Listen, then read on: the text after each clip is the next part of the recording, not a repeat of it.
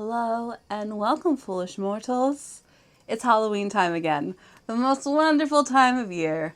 And Disney is one of the companies that has celebrated Halloween decently, especially throughout the 90s and 2000s. I've covered a good amount of films already in the past, a lot of them being some of my favorites I love rewatching. And one of my favorite things about Disney is their Halloween collection is very diverse and there's so much to cover. Especially if you do count all the properties they've acquired over the last few decades. Looking at you, Simpsons, Treehouse of Horror. There's so much to talk about, but over the past couple of years, I've loved taking a look at all the various Halloween specials that I've never seen before. And today continues that tradition. Now, I stopped watching Disney Channel by 2017.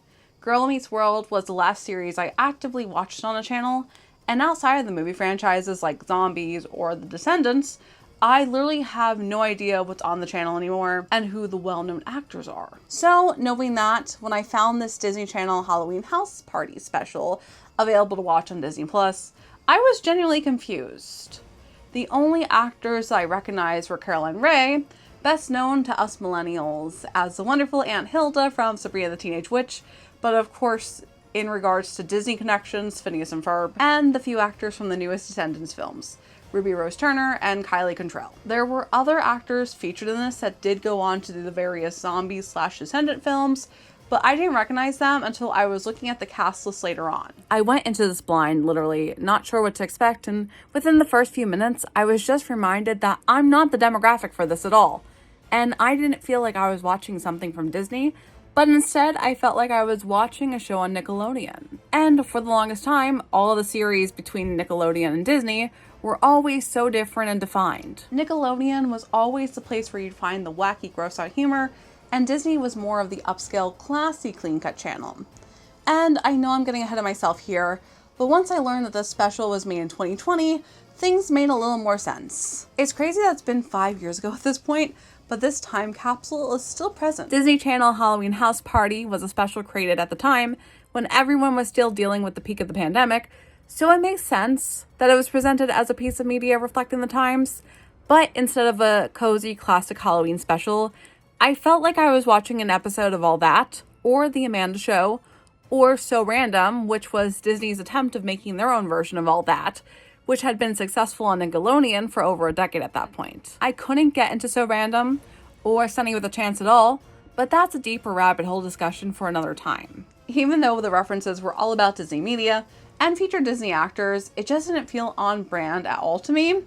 And I was a little disturbed watching some of these sketches, even though it was only around 20 minutes in total.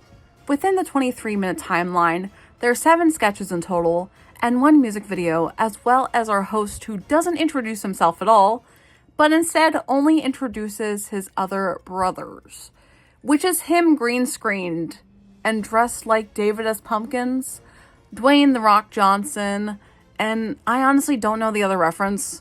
Maybe Chris Rock? I'm so sorry, I really don't know.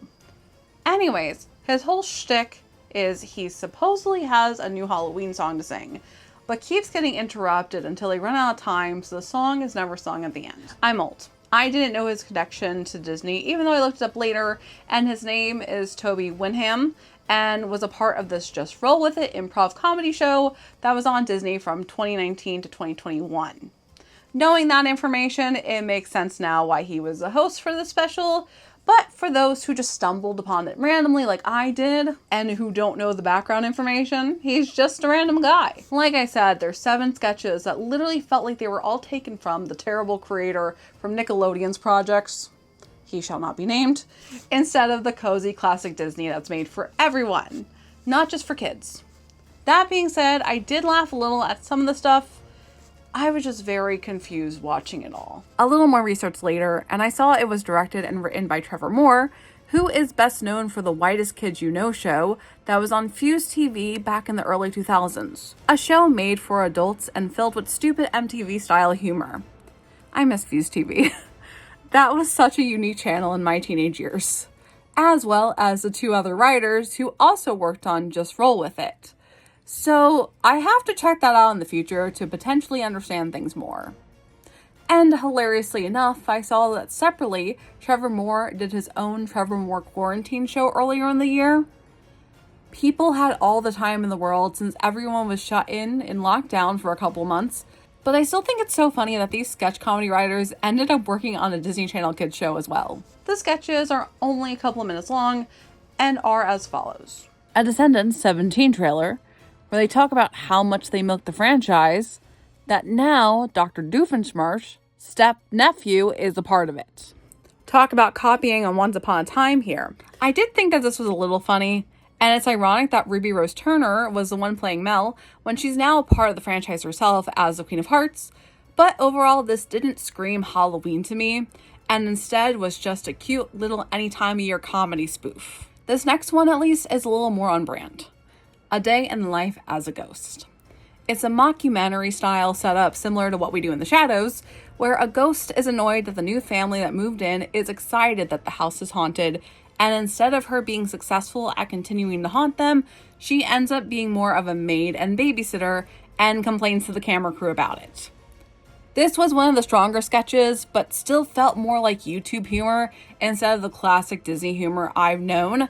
But again, I know I'm old now, and it's different what the kids of today like. The next one is a fake Complete Crust commercial that literally felt like an Amanda Show sketch the most.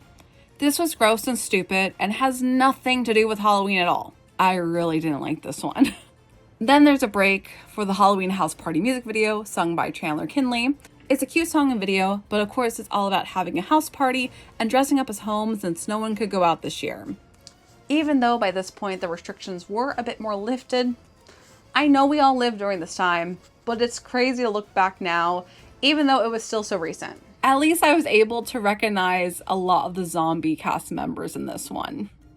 Moving on to the next sketch is this cooking segment where the host, voiced by Caroline Rhea, got turned into a dog by a witch at a farmer's market and is trying to make muffins even though she is now a dog. It's so weird. It's a bit cringy and honestly so depressing when you always think about how the life these humans had get thrown away when morphed into an animal. And yes, I've talked about how terrifying it is when all the boys got turned into donkeys in Pinocchio. And it's been a common trope in a lot of children's media, especially from the 90s, to present, but it doesn't make it less terrifying to think about. It's supposed to be funny since she's trying to cook with paws now instead of hands and struggles, but it's just sad to me. This is my type of horror that terrifies me. So it was another really weird one I hated. The next one is a typical Zoom meeting attending a goldfish funerals, but is interrupted by Aunt Betty, also played by Caroline Rhea. And she's a typical boomer who can't figure out how to use Zoom and causes online chaos. It's funny because it's real life and it happened way too often. This was one of the better ones. Then there's another fake commercial about a fake board game called Don't Let the Fire Locust Out. Again, very heavy on the Amanda Show inspiration to me because they would constantly have weird fake advertisements as part of the episodes. This one was also insanely weird and creepy because it talks about a curse happening if you play the game. I get what the humor is supposed to be, but it's not for me, and that's okay because I know I'm not the demographic for it. Finally, we circle back to Another Day in the Life mockumentary, this time with a monster instead of a ghost. It was a little predictable to know what was going to happen, but I did think some of the lines were funny, and I appreciated the full Halloween element here as well, since half of the previous sketches could be featured in any sketch comedy episode instead of specifically Halloween. It's not something I would seek out to watch again, and I know it's meant for a younger audience, but it doesn't have that Halloween charm to get excited over at all. There were parts of this one that reminded me of a home video series that I used to watch in my youth, Tales and Tunes. That series was a mixture of short stories and different songs, but they had a couple of holiday specific ones made, including for Halloween, and for it being a similar setup, a host greets the audience, and their conflict is interspliced with the different stories and songs, but it's so much better of a media piece in my opinion. And all the stories and songs relate to Halloween compared to this lackluster nonsense. And I know I keep saying it's not meant for me, but I want to be fair about all these different series and films. But seeing how strange this Halloween special was makes me yearn for all the classics even more to keep them alive. And there's been plenty of new specials that I've really liked.